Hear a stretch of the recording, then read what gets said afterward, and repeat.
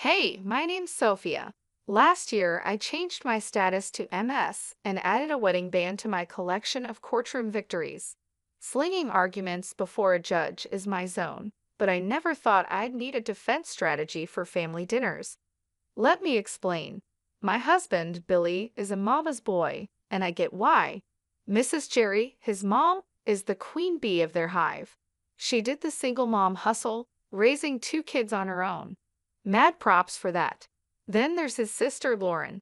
She thinks she's the center of the universe. I remember the first time I walked into their place. Billy had his arm around me like I was a trophy. The living room was like a shrine, with photos of Billy and Lauren everywhere. It felt cozy, but also like I was stepping onto a movie set where they'd been playing house for years. Suddenly, I was the unexpected guest. Mrs. Jerry greeted me with a tight-lipped smile, the kind that says, "I'm smiling because I have to, but I'd rather be scrubbing the bathroom grout with your toothbrush." She wore one of those floral dresses that screamed, "I'm the matriarch." "Sophia, dear, Billy's told us so much about you," she said, sizing me up like a car she's not sure she wants to buy. "Yeah, I've been looking forward to meeting the famous Mrs. Jerry. Billy's mom has done nothing but sing your praises," I said, trying to warm up the room. "Oh, how sweet," Lauren chimed in. She'd been eyeing me like a hawk since I walked in. "Tell us, Sophia, how's the lawyer life? I picture you in court like on TV, making bank. So, how much do you actually make?" I almost choked. Who asks that right away? I laughed because what else could I do? "Ah, trade secret and all that," I shot back without missing a beat. Mrs. Jerry picked up the conversation like it was a relay race. "But surely you can give us a ballpark figure for family." Billy shot me a look that said, "Please don't be mad," but I kept my cool. "If I had $1 for every time someone asked me that, I have enough to change the subject." I tried to smile in a friendly way. Mrs. Jerry snorted. "Yeah," she snorted. "Well, it's no secret what a teacher earns, right, Billy?" she asked. Billy sighed. "Mom, let's not do this now." "Right, right," she said, waving her hand like she was dismissing a servant. "Anyway, you'll be like family now. Sharing is caring and all that." I glanced at Billy. He had his help me face on. I knew then I wasn't just marrying Billy, I was joining some kind of domestic Cold War. A couple of weeks later, I was standing in our kitchen, wearing an apron and cooking Mrs. Jerry's famous chili recipe. Mrs. Jerry and Lauren had this habit of dropping by unannounced like they forgot it wasn't their house. "Your chili needs more heat," Mrs. Jerry said, poking at the ladle, "and less salt. Watch your husband's blood pressure." "Got it," I replied, but inside I was rolling my eyes so hard I could see my brain. Lauren was there too, leaning back on a stool like she was royalty. "You see this spot, Sophia. Cleanliness is next to godliness, isn't it, Mom?" Lauren said. Mrs. Jerry nodded like it was the gospel, and Lauren was mentally high-fiving herself. "Funny, I cleaned this place this morning," I said, wiping the spot off the counter. "Must have missed that one." Billy was in the other room, clueless, probably deep in some video game or sports stats. I decided it was time to fill him in on the home invasions. I poked my head in where he was slouched on the couch. "Hey, you got a sec?" "What's up, babe?" Billy flicked his eyes up for a moment, afraid he might miss a crucial play.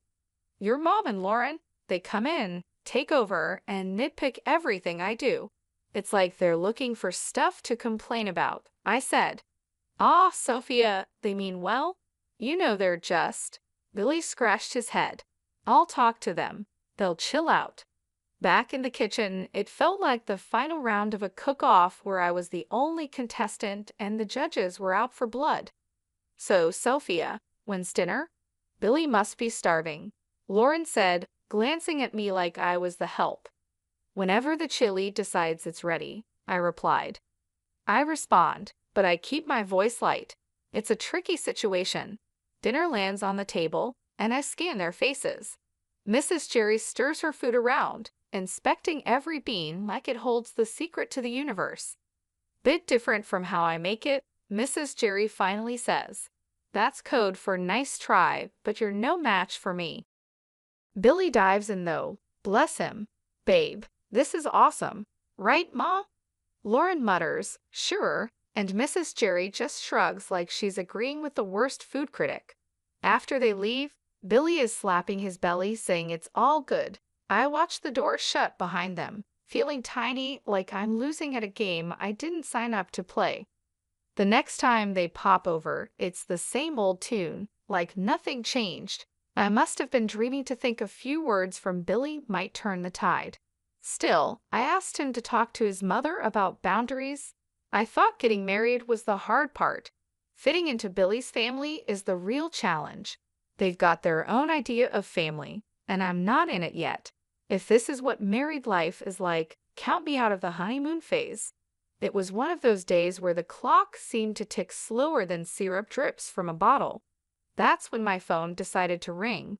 Glancing at the caller ID, my heart sank.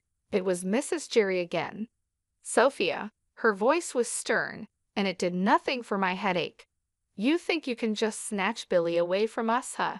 Her words stung like vinegar on a paper cut. I glanced over at Billy, hoping he'd at least flinch at his mother's tone. Nothing. He's glued to the TV screen, a statue with a heartbeat. Mrs. Jerry, it's not like that. We're just trying to set up some boundaries, I said, my voice thin. Boundaries, she fumed. That's just a fancy word for shutting us out. You can't do that to us, to me. He's my son. I blinked back frustration. Billy was still silent, looking like someone shrunk his spine in the wash. Listen, it's normal for married folks to want their own space. I tried to keep the edge out of my tone. Space. He's never needed space before you came, she retorted sharply. Each word chipped away at my patience. That's when Billy decided to speak up, but not to back me up.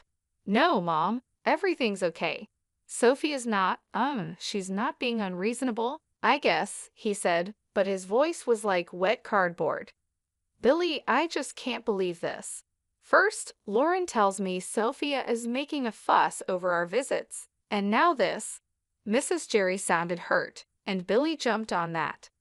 Lauren said that. Billy turned to me, eyebrows raised, as if I was the one causing trouble. Yeah, she did, and I think she's right. Family is family, Billy. You can't just turn your back on us. She pressed harder, knowing she was pulling him in. I saw my husband, the man I loved, deflate like a balloon 3 days after a party. The call ended with promises of another family meeting that felt more like a summit to discuss the terms of my surrender. After the call, it was as if nothing had happened. Billy settled back on the couch, resuming his championship in channel surfing. Mrs. Jerry continued her visits, each one a master class in thinly veiled jabs. And Lauren. She might as well have been a puppet master, always getting Billy's ear whenever she pleased. When word got back to me that Lauren was bad-mouthing me all over town, my blood boiled for a second, but I didn't let it get the best of me. I knew I had to handle this the right way. I waited for the right moment to deal with Lauren directly, and that moment came sooner than I thought. I found Lauren at the market on a Sunday morning, filling her basket with groceries. She didn't see me at first, but I walked right up to her, steady and strong. Lauren, I said. She looked up and rolled her eyes. What do you want, Sophia? We need to talk. It's about the stories you've been spreading. She snorted loudly, a smirk spreading across her face. Stories. I don't know what you're talking about. The rumors, Lauren. About me. Teresa's bossy, Teresa's this and that. Cut it out. She laughed, tossing an apple up and down in her hand. And what are you going to do if I don't? You think you can boss me around? I kept my cool. Listen, spreading lies isn't just mean, it's slander, and I won't stand for it. Lauren laughed again, louder this time. You're going to sue me. Get real, Sophia. You aren't got the stomach for that. People's reputations are at stake. I'm serious, Lauren.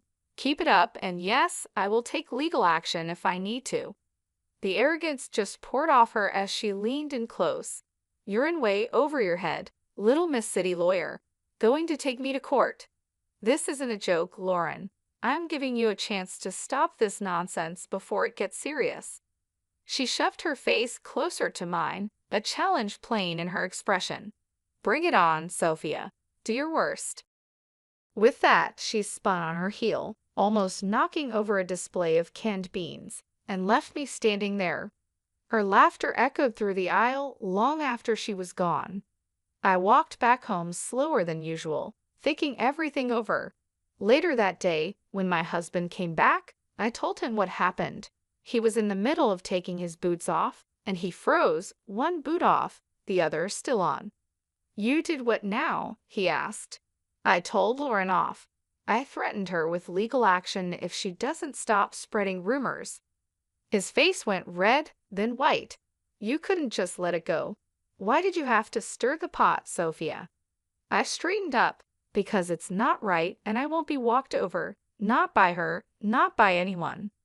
We were silent for a while, both lost in our thoughts. It was clear this was more than a little family squabble. It was a line drawn in the sand, and I had to stand my ground. He just stood there with that same lost puppy look that's becoming permanent on his face. I threw myself onto the couch, fuming. The gossip might calm down for now, but Lauren is the kind of weed that keeps sprouting up. No telling when she'll start yapping again. And Billy? God knows if he'll ever find the guts to stand up to them. Right now, I just need to cool off and figure out my next move in this messy game they're all too eager to play. The whole mess with Lauren had me weighing my options like a pros and cons list in my head. I signed up for a life with Billy, not a daily soap opera with his family. And with things going from bad to worse, the word divorce started rattling around in my brain like loose change in a dryer. Then, as if on cue, Mrs. Jerry, the town's self-appointed gossip queen and Lauren's godmother, called me up. "Sophia dear," she chirped like a bird that spotted a worm, "we're throwing a little party for Lauren's engagement. It's happening at Giuseppina's next week. We'd love to see you there." The tone of her voice was all fake niceness, the kind that practically screams, "I dare you to show up." After hanging up, I stared at the silent phone, thinking how this invite smelled like a setup. Billy was already on edge, and now this. I couldn't help but blurt out to him, "Guess who's got plans for us next week?" He was sitting at the kitchen table, his forehead creased like he was trying to iron out a thought. "Who's scheming now?" "Your sister's engagement party," I said. I say it straight out. We're invited, courtesy of Mrs. Jerry. Billy's face goes a shade paler, the crease deepening. "Oh hell." "Yeah, oh hell sounds about right. So what's the plan here, Billy? We going to roll over and play nice or what?" He's quiet for too long, and I'm not having it. "Come on, spit it out." Billy finally looks up, his eyes serious. "Sophia, it's family. I think we should go." I cross my arms, feeling the heat rise up my neck. "And let Lauren have a field day. I'm not their punching bag." He throws his hands up, a bit too dramatically. "What do you want me to say? That's my sister Sophia." I lean in, my hands flat on the table. "And I'm your wife. Does that not count for much these days?" The word divorce is right there on the tip of my tongue, but I bite it back hard. Billy runs his hand through his hair, making it stand up like he's just had an electric shock. "Of course it counts. Look, I'm stuck between a rock and a hard place here. I'm a heartbeat away from losing my cool." "Well, guess what, sweetheart, so am I. I married you, not your constant need to please your family at my expense." Billy stands up, walks over, and takes my hands. They felt rough, all work and worry. "Sophia, I love you. I do, and I hate that it's come to this. Let's not go to the party. You and me, we're a team, right?" It struck me then that this was the first time in a long while he picked me over them without flinching. It felt like finding an oasis in the middle of the desert. That night, the thought of divorce quietly tucked itself away. Not gone, but sleeping like a dog with one eye always open. but it was enough for me to catch my breath, to maybe believe that we could find some solid ground again. Giuseppina's was hopping when we showed up, walls throbbing with too loud laughter and clinking glasses. I spotted Mrs. Jerry right away, sitting queen bee style at the biggest table with that I rule the world look. There was Billy's sister Lauren, all grins like she won the lottery, and her guy Andrew, a deer in headlights type trying to smile. His folks were with them too, stiff and awkward like they wandered into the wrong movie theater. Mrs. Jerry zeroed in on me the second we stepped in. "Sophia," she oozed, like I was a 6-year-old not playing nice, "you'll be taking care of the bill tonight, right? To show you're one of us." I nearly spit out my drink. "What? Why me?" The table's all ears now, and the air's thick with that, "Oh, this is going to be good" vibe. Mrs. Jerry stretches her smile. "Tradition, sweetheart. The newest family member always shows their commitment." My jaw clamps shut so fast I'm surprised I don't chip a tooth. Commitment. That sounds a whole lot like a shakedown. Everyone's perked up like they're hearing a whistle. And there she goes, Mrs. Jerry puffing up like I slapped her. "Excuse me, that's uncalled for." Billy leans in, his voice barely more than a whisper. "Just do it, Sophia. It's not a big deal." "A big deal," I whisper back, my voice turning to a snarl. "No thanks, I aren't no one's piggy bank." He's hissing now, real quiet but clear. "Pay the damn bill, Sophia, or we're through. I mean it." My laugh is as sharp as a snapped wire. "You're not serious." He's all stone face and tight mouth. "You think I'm playing?" I stare him down. "Divorce over this?" He's all, "Family first, Sophia." I'm shaking my head. And where do I fit, huh? It's showdown time, and even Andrew and his parents are watching, their faces screaming, "What the hell's going on?"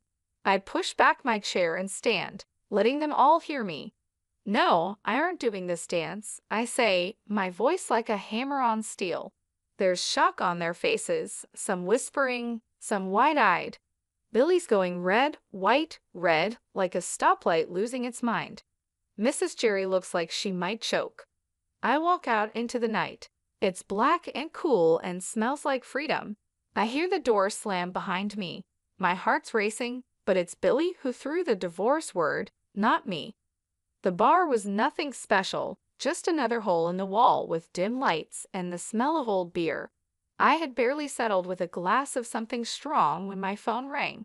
It was Billy, and for a moment I considered not answering, but I did. "Sophia, listen, I'm sorry. I didn't mean to say divorce." Billy's voice was rushed and apologetic. Before I could even think of a response, Lauren's voice blasted through. "You've ruined my engagement dinner. You selfish." The phone must have changed hands so fast my head spun. I could practically hear the venom in her voice. In the background, I heard Mrs. Jerry loud and clear. "Why should I pay? He's your son. You pay the bill. I won't have my daughter marrying into a family that doesn't know how to treat people." The chaos from Giuseppina's was spilling through the phone like a bad sitcom without a laugh track. People were arguing, and it seemed like nobody was keen on picking up the tab. I pushed away from the bar, my anger giving me a clear, calm voice. "Lauren, chill out. Your mom's the one making a scene, not me." "Sophia, hang up," Billy said, his voice a faint whisper behind his sister's ranting. "No, she needs to." Lauren kept going, but I wasn't about to play this game. I ended the call. The screen showed a string of missed calls and texts that I swiped away. They were probably all about the same thing. Guilt and blame, the usual. I looked at the bartender. "Another one, please." He nodded, pouring another shot without a word. Silence settled around me, except for the low murmur from the regulars scattered around. I tried to collect my thoughts. My phone screen lit up again, showing Billy's name. The guy just didn't know when to quit. I flipped the phone face down, letting it go to voicemail. It was futile to talk when the whole crew was going off the rails back there. A few drinks later, the door to the bar creaked open, and in came a chill gust of evening air, but I didn't look up. It didn't matter who was coming and going. I thought about what had just happened and what it all meant. Here I was, sitting in a bar because my in-laws decided I was the bank, and instead of understanding, my supposed partner turned it into an ultimatum. I finally picked up my phone and typed out a text. Billy, we're done. Lauren can think what she wants, and your mom can deal with her own damn bills. I won't be part of this circus anymore. Just as I hit send, the phone rang again. This time, I shut it off. I was tired of the arguing, the demands, and above all, tired of feeling like I was alone in a partnership that was supposed to have my back. When the room finally stopped spinning and my head felt a little clearer, I knew what had to happen next. It was time to start looking forward, even if I had to do it on my own. No more games, no more being the scapegoat for a family that couldn't see past their own drama. I walked out of the bar, leaving the noise and the night behind. The air was getting colder, and the city lights were starting to blur into the coming darkness. The road ahead was uncertain, but for the first time in a long while, it was mine to take. What a mess that last evening was! The whole thing at the restaurant blew up bigger than anyone thought. The groom had had it up to here with the drama and ditched the engagement right then and there. You should have seen Lauren's face when he dropped that bomb.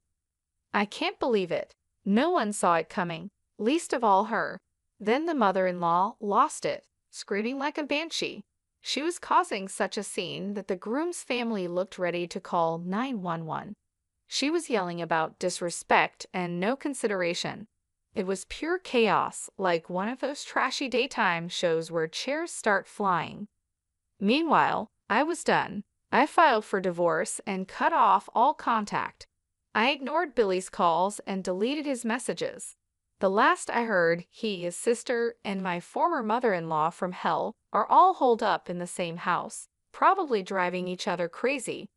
As for me, it felt like I finally stopped holding my breath after years underwater.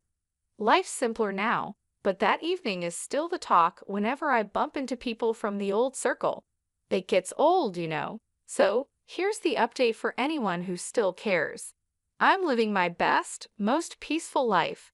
I'm sitting in my usual spot at the cafe down the street from my place, the one where the coffee is strong, and no one asks too many questions. The barista gives me a nod. The usual? He asks, like he's asking if the sky is up. Yep, I say. That's what my days are like now, no fluff or meddling in laws. Work's a breeze when it's just that work. Free time is mine to enjoy without guilt trips or obligations. I curl up on my couch, the one piece of furniture that's followed me through all the moves. The springs are shot to hell, but it fits my back just right. I flip on the TV, watching some crime show where they catch the bad guys by minute 30. The peace is what gets me, not eerie or lonely, just peace. Breathe in, breathe out. No more walking on eggshells or cleaning up family feuds. This is living. When I hit the pillow each night, it's with a sense of accomplishment. No pat on the back needed. I know my worth, and finally, I'm living like it. I'm eating my lunch when the phone dings a message from a number I don't know. Probably Billy using someone else's phone to reach out. I delete it without reading. Not today, Satan. Not ever. They used to say, you'll regret this. But here I am, not a single regret in sight. The day drags out cozy and fine, ending with a glass of something smooth and a book I've been meaning to read. The heroine's tough but fair, reminds me of someone I know.